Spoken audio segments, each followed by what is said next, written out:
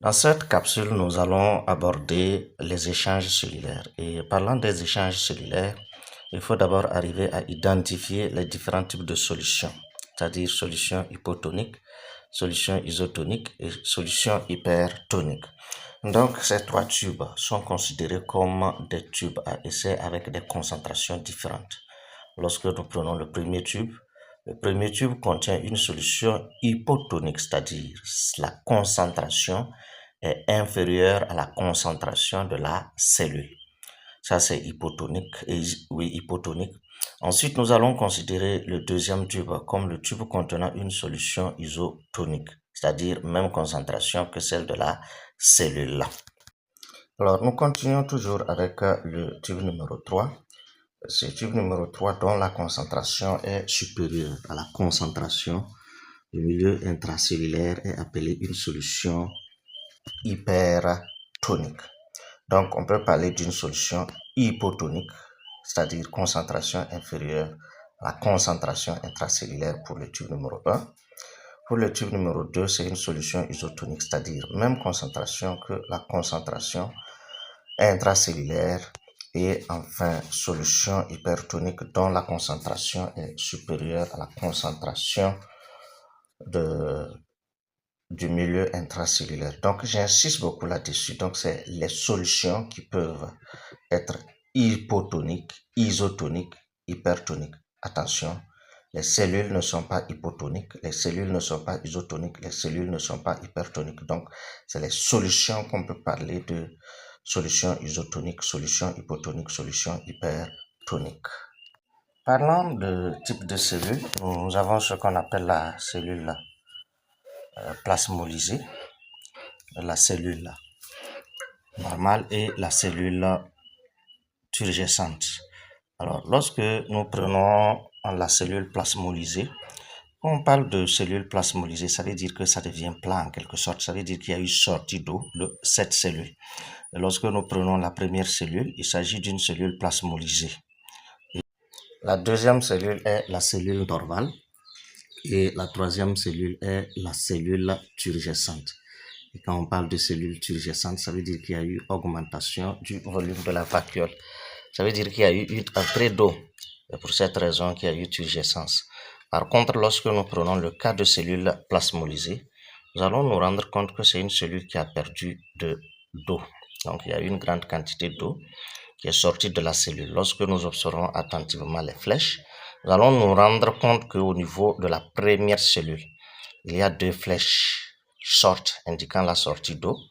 Et si nous prenons la deuxième cellule, nous allons nous rendre compte qu'il y a une flèche rentrante et une flèche sortante. Ça veut dire qu'il y a l'eau qui rentre correspond exactement à la quantité d'eau qui sort de la cellule. Et si nous prenons au niveau de la dernière cellule, nous allons constater que les deux flèches sont entrantes. Donc, ça veut dire que l'eau rentre dans la cellule et ce qui va entraîner l'augmentation de la taille de la vacuole. Alors, si nous prenons ces cellules, nous allons chercher à comprendre dans quel type de solution se trouve chaque cellule, que ce soit la cellule plasmolysée, la cellule normale ou encore la cellule turgescente. Alors, tout à l'heure, nous avons parlé de quoi? Nous avons parlé tout à l'heure de solution hypertonique, c'est-à-dire la concentration est plus élevée. Et pour mieux comprendre cela, nous allons quand même essayer d'expliquer un peu ce que c'est que l'osmose. Nous allons expliquer un peu ce que c'est que l'osmose, mais nous allons voir plus tard le calcul de la pression osmotique. Mais pour l'instant, nous parlerons de ce que c'est que l'osmose avant de revenir sur le phénomène permettant d'obtenir des cellules plasmolysées ou encore des cellules turgescentes. L'osmose est tout simplement le passage d'eau d'un milieu le moins concentré vers le milieu le plus concentré à travers une membrane. Alors, et on peut énumérer l'endosmose et l'exosmose. Et c'est quoi l'endosmose? Endo, comme son nom l'indique, ça veut dire que c'est vers l'intérieur. Donc, l'eau quitte l'extérieur pour aller vers l'intérieur. Ça, c'est le cas de la dernière cellule, c'est-à-dire la cellule numéro 3. Et quand on parle d'exosmose, ça veut dire que c'est la sortie d'eau de la cellule à travers toujours une membrane. Alors, si nous revenons un peu au niveau de la cellule, la première cellule, qu'est-ce qu'on va constater? En haut, c'est bien écrit hypertonique. Ça veut dire que la cellule se trouve dans un milieu hypertonique. N'oubliez pas tout à l'heure qu'on a dit que solution hypertonique, ça veut dire que c'est une solution dont la concentration est supérieure à la concentration de la cellule. Concentration de l'intérieur de la cellule. Donc, ça veut dire que c'est un milieu hypertonique. Conséquence, l'eau va quitter l'intérieur de la cellule qui est plutôt moins concentré que la solution. Donc l'eau quitte l'intérieur moins concentré vers la solution hypertonique qui est plus concentrée. Alors lorsque nous prenons la deuxième cellule, ici c'est bien écrit isotonique en haut. Isotonique, ça veut dire que c'est équilibré. La quantité d'eau qui sort correspond exactement à la quantité d'eau qui rentre dans la cellule. Raison pour laquelle il n'y a ni plasmolyse ni turgescence. Alors, si nous venons un peu au niveau de la dernière cellule, nous allons nous rendre compte que ici, c'est une solution hypotonique. Hypotonique, ça veut dire que la concentration de la solution est faible par rapport à la concentration de la cellule. Donc, l'intérieur de la cellule est plus concentré que la solution. Conséquence, l'eau va quitter donc le milieu, c'est-à-dire la solution, pour aller vers la cellule, raison pour laquelle il y aura ce qu'on appelle la turgescence. Alors, si nous prenons un peu les caractéristiques au niveau des deux cellules, c'est-à-dire la première cellule et la dernière cellule, qu'est-ce que nous allons constater? Quand l'eau sort, la membrane plasmique qui était collée à la paroi pectocellulosique va se décoller. Là, ça va se décoller. Par contre, lorsque nous prenons au niveau de la solution hypotonique, où il y a eu turgescence de la cellule, qu'est-ce qu'on va constater? On va constater que la membrane est carrément plaquée contre la paroi pectocellulosique. Donc, une fois que l'eau rentre dans la cellule, ça pousse la cellule pour envoyer carrément, ça pousse plutôt la vacuole, et la membrane est obligée d'aller se coller carrément à la paroi pectocellulosique. Alors, l'importance ici, lorsque nous prenons la turgescence, cette turgescence participe au maintien du corps dressé des tiges des plantes herbacées et aussi des feuilles.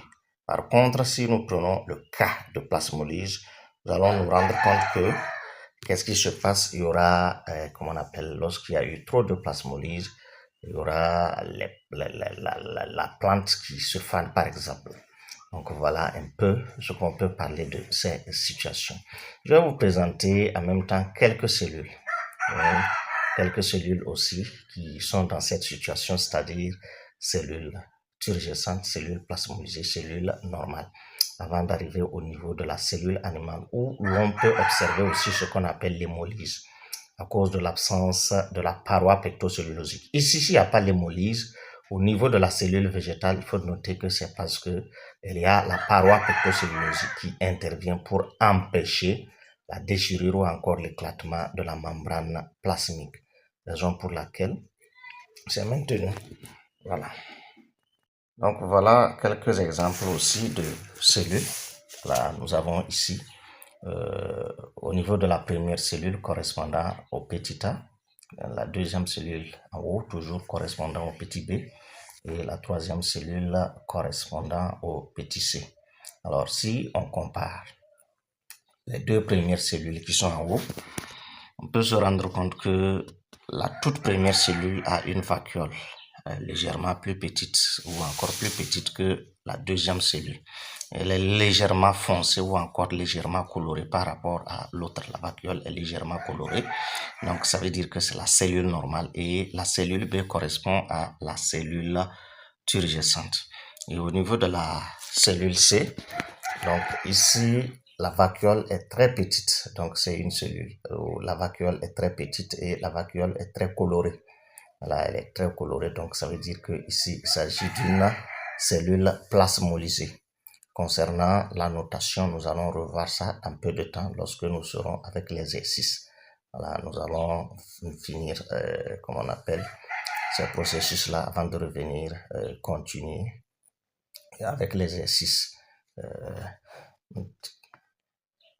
Voici également quelques exemples de cellules animales. Ici, c'est les hématies qui ont été utilisées.